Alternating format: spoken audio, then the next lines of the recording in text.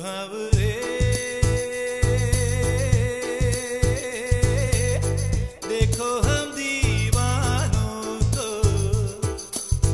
मस्ती में मस्तानों को, अपनी ही धुन में चले हैं, दुनिया से क्या लेना है। मदुराई एक्सप्लोर करून झाल्यावर आमची नेक्स्ट डेस्टिनेशन होती रामेश्वरम। त्यापूर्वी जर तामिळनाडू ट्रिपचे या आधीचे भाग पाहिले नसतील तर नक्की पहा। पंबन हा तामिळनाडू राज्याच्या रामनाथपुरम जिल्ह्यातील एक सागरी रेल्वे पूल आहे। हिंदी महासागराच्या उपसमुद्रांवर बांधला गेलेला 2 किलोमीटर लांबीचा हा पूल रामेश्वरम द्वीपाला मुख्य भारतीय भूमीसोबत जोडतो। 12 ज्योतिर्लिंगांपैकी एक असलेल्या रामेश्वरम मध्ये फक्त ह्या पुलाद्वारेच प्रवेश शक्य आहे।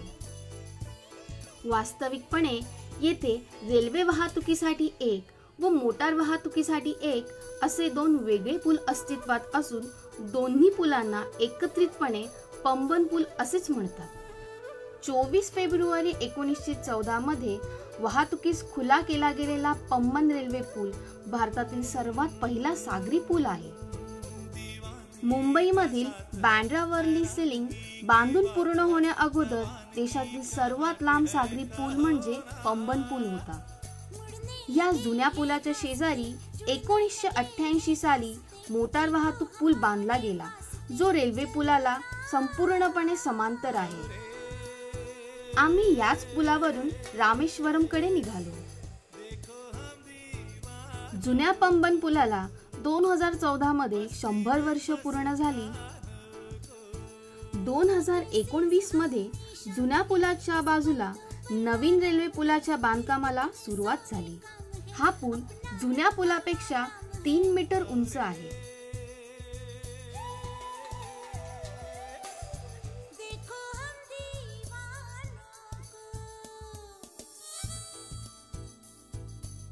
तसेच पुलावर गाडी पार्क करणे अलाउड नसल्याने गाडी पुलाच्या एका बाजूला पार्क करून पुलावर यावं लागतं। पुलावर वारा खूप प्रमाणात असल्याने आपल्या व्हॅल्युएबल्सची काळजी घ्यावी लागते।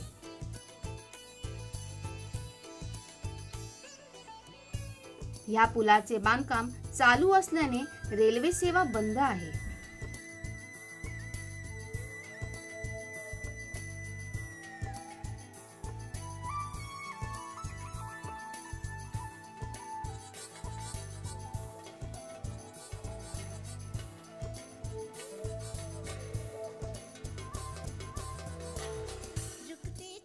– 1964 सालाच्या एका प्रलयकारी चक्रीवादळामध्ये धनुषकोडी गाव पूर्णपणे नष्ट झाल्यानंतर रेल्वे सेवा रामेश्वरम पर्यंत चालवण्यात येते।